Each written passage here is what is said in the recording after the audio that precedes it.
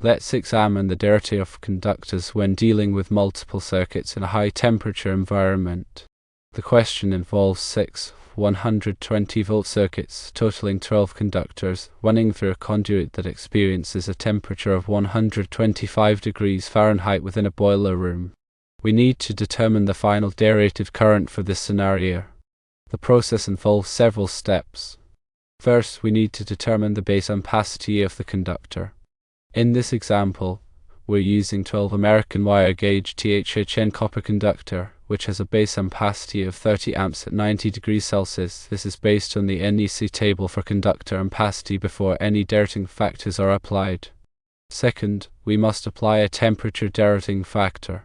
When the conduit runs through the boiler room, where it experiences temperatures of 125 degrees Fahrenheit, we must consult the appropriate derating table, such as table 310.15.2. In the NEC, this table provides derating factors based on the conductor's temperature rating and the ambient temperature.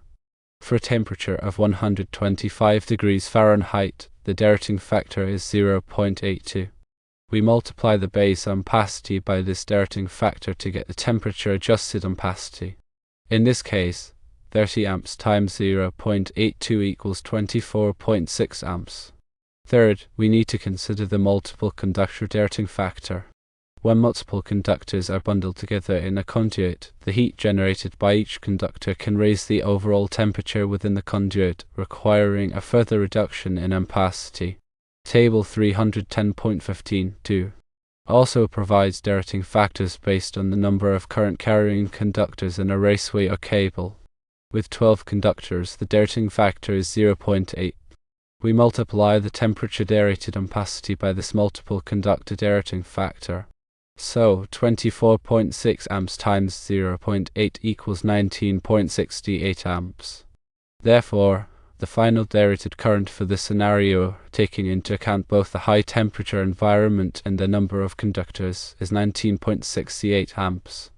This is the maximum current that the 12 American wire gauge THHN copper conductors can safely carry in this particular installation, given the specified conditions. Exceeding this current could lead to overheating of the conductors, potentially causing damage to the insulation and increasing the risk of fire. It is important to always consult the latest edition of the National Electrical Code, or NEC, and follow all applicable local regulations when determining conductor ampacity and applying derating factors.